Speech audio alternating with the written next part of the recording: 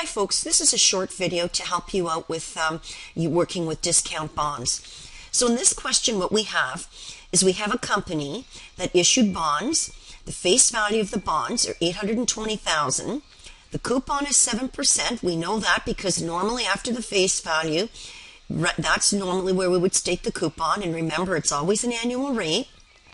And they were issued on May the 1st. They mature April 30th, 2019. So you can see that that bond is a 5-year bond, right? So we're going to have 10 interest payments because it says here the bond pays interest semi-annually, and it pays each October 31st and April 30th. We know that on the issue date, the market rate was different from the coupon rate. The market rate is 7.5%. So right away you know that when the coupon rate is less than the market rate, we have a discount bond. So now what we did here is we gave you a partial amortization table. We only gave you from issue date all the way to October 31st, 2016. And what we needed you to do was to complete the last 2 rows of the table. So now, first thing we want you to do is to record the bond. What you should have recognized from the table is that this carrying value is the value of the proceeds that the investors give the issuer's Omni, okay, at the date that the bonds are issued, which is May the 1st. So you need to debit cash on May the 1st, 2014 for $203,164. You also had to calculate the discount. We said before we know it's a discount bond because the coupon rate is less than the market rate. So because of that, the discount we know is a normal debit balance, which means we increase it, or in this case create the discount account, because as the difference between the face value of the bond and the amount of cash that we receive from the investors. So the discount here is the difference between the face value and the cash we get, which is $16,836. Remember, this discount is going to get amortized and included every time you amortize it as part of the interest expense calculation. So that when we book interest expense, it's going to include not only the interest that we pay out, but also that amount of the discount that we amortize a little bit each period. But we'll get to the interest expense calculation in a little bit. I just wanted to make sure now that you knew how to record the bond. To complete the last 2 rows of the table that we've asked you to do, in this case, we needed you to realize that the interest expense, first of all, the interest that you paid would be the same as it has been. Because don't forget, the interest payment is set by contract, right?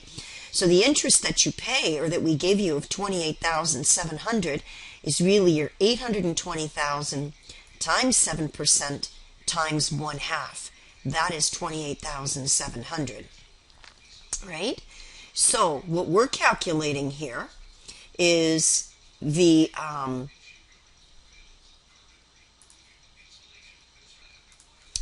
we're calculating the interest paid, which we already did. In fact, we didn't do a calculation for that, but we could. Interest paid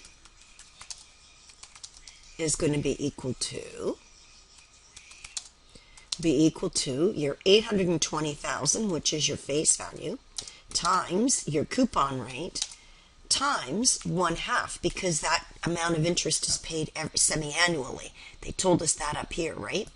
So that's going to give you $28,700, and that's how we got that number that we're using in the table up here. So now what we need to do is we need to figure out how did we get these 2 numbers for interest expense. Well, don't forget, under the effective interest method, you take the carrying value of the bond to open the period for which you're trying to calculate your expense and multiply it by the market rate. In our case, the market rate is 7.5%, but don't forget, because interest is paid semi-annually, we also book interest expense semi-annually. So we multiply it by 6/12, or 1/2, and that's going to give us, in this case, $30,405. To get the interest expense here, we're going to calculate based on the carrying value of the bond that we calculated at the end of April 30th, 2017, because that's the value or the carrying value of the bond to open up the period for which you're trying to calculate interest expense. So we're going to take that value using the effective interest method, multiply it by 7.5%, and again, because we're making interest expense entries every 6 months, we need to multiply it by 6 over 12, or 1/2. Okay, so that's going to give us $30,469. So that's how we would get our interest expense. Now, to get your amortized discount, it's always going to be the difference between the interest you expense and the interest that you pay. In this case, what we notice is that interest expense, because it's a discount bond, is always greater than the interest you pay. But regardless, anytime you're amortizing any discount or even premium, it's the difference between what you expense and what you pay out in interest. And in our case, that's $17.05.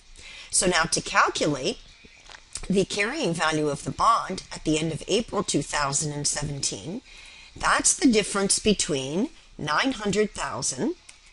Oop, that's not working out. That's the difference. I'll just do it up in here so you can see. That's the difference between the face value and the amount of the unamortized discount, which is $7,400. Oh, should go in here. $7,485. I like this presentation better. There's alternate ones you can do or alternate ways you can calculate this. I like this better because it actually resembles what you would put on the balance sheet when you're calculating the or showing the carrying value of the bond in the long-term liability section of the balance sheet.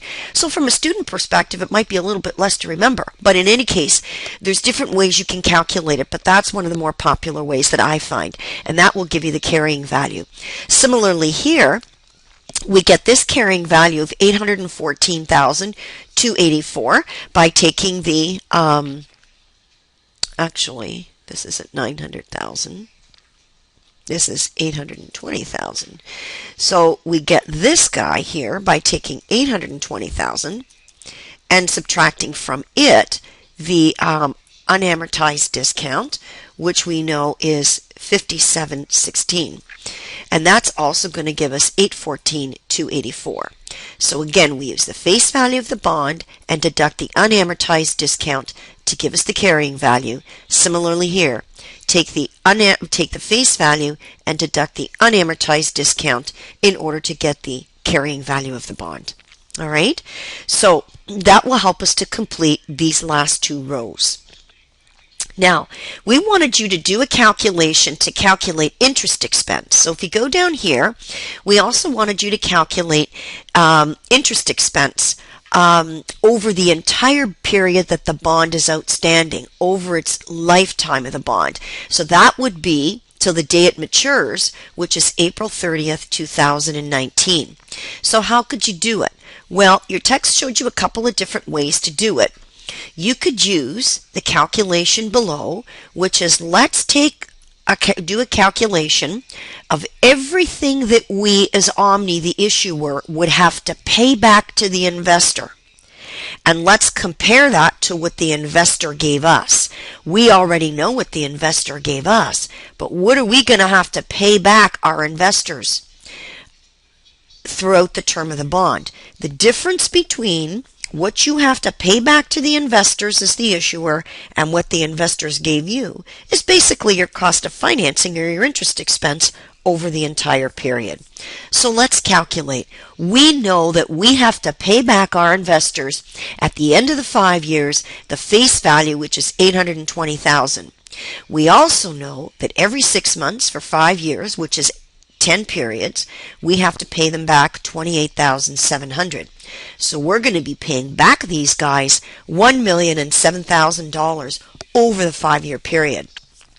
But those guys gave us $803,164. We showed you that here. We have it in the table. That's at the issue date, right? And we put it here in the entry. So the difference between those two amounts is what you would have to book as Omni as interest expense. So even though I didn't ask you to go all the way to April 30th, 2019 in my table, if you did do it, you would find that the total of all this interest, including all the 6-month periods beyond this, up to April 30th, 2019, all these guys, including the ones that I didn't have you do in the table, would add up to 303,836.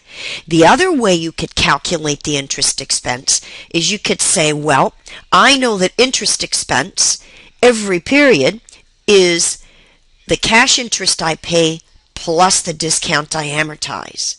So if I can calculate all of the cash interest I'm going to pay, right, for 10 periods, which is 28,700 times 10, plus all the discount I'm going to amortize, which is all of this stuff, because all you're doing in this column is you're amortizing a little bit of this guy every period, right?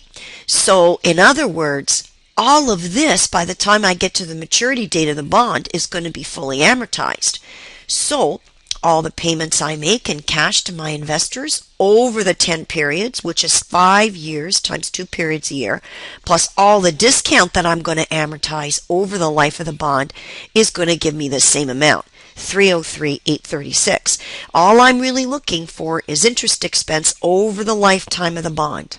All right, so that's going to give me all the interest I pay plus all the discount I amortized. And by the time I get to the end of April 2019, all of this would have been amortized. So far, I've amortized all of this. But by the time I get to April 2019, I'm going to have this entire thing amortized. So that's the other way I can get my interest expense over the life of the bond. And some of you use this method. So good enough. Now, I'm just giving you a little hint here, right, to know that your interest expense, because it's bigger than interest paid, the difference between the two is going to be all the discount you'd amortize. And that's that guy. Now, if you had to do a journal entry on October the 31st, 2017, you had to remember that's the date that you pay out interest. How do we know?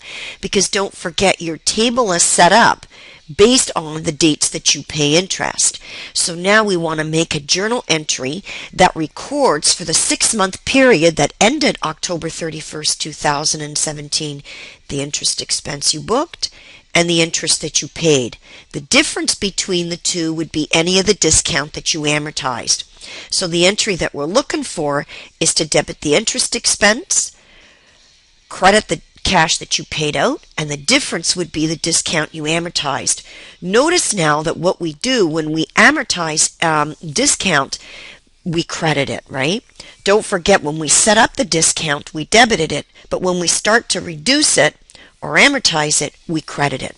And these numbers can all be obtained, as you can see, from your table. So you can get them all from your table up here in this row.